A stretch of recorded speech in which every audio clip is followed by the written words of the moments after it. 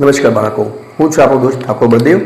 આપણે વિભાજ્યતાની ચાવીઓ તો એમાં અગાઉ આપણે 2ની ચાવી, 3ની ચાવી, 4ની ચાવી અને 5ની ચાવી જોઈ ગયા। હવે આપણે અહીંયા 6ની ચાવી જોઈશું। તો 6ની ચાવીનો આપણે કઈ રીતના ઉપયોગ કરીને સંખ્યાને નિશેષ ભાગી શકીએ। તો આપણે અહીંયા જોઈશું કે અહીંયા કોઈપણ સંખ્યાનો એકમનો અંક બેકી હોય, કોઈપણ સંખ્યાનો એકમનો અંક બેકી હોય અને તેના બધા જ અંકોનો સરવાળો 3નો અવયવી હોય, બરાબર। અહીંયા 3ની ચાવીનો ઉપયોગ થશે, પરંતુ એક શરત છે કે તેનો એકમનો અંક કેવો હોવો જોઈએ?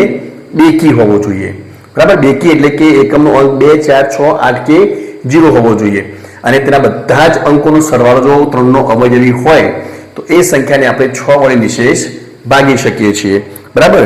તો અહીંયા જે આપણે છે ત્યાં 3ની ચાવીનો પણ અહીંયા ઉપયોગ થાય છે।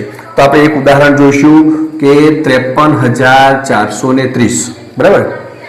53,430 પહેલા આપણે શું જોવાનું છે કે એનો એકમનો અંક બેકી છે કે નહીં। તો અહીંયા એકમનો અંક 0 છે, બરાબર। એકમનો અંક 0 છે। હવે આપણે એના જે બધા જ અંકો છે 5 + 3 + 4 + 3 + 0 એનો સરવાળો કરવાનો। તો 5 ને 3 8, 8 ને 4 12, 12 ને 3 કેટલા થશે? 15, 15 + 0 એટલે કે એનો સરવાળો કેવો થાય છે? 15। તો આ 15 સંખ્યા છે એ 3નો અવયવી છે, બરાબર। 15 એ 3ના ઘડિયામાં આવે છે એટલે કે 53,430 ને આપણે 6 વડે નિશેષ ભાગી શકીશું, બરાબર।